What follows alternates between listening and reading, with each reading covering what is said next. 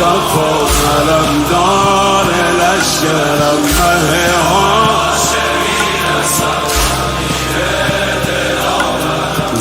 چشم دلگشایی و چشمه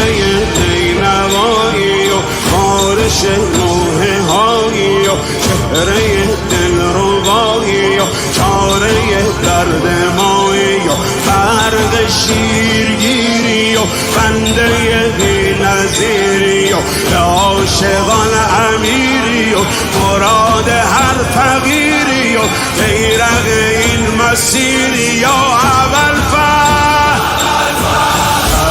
فضل با وفا علمدار لشکر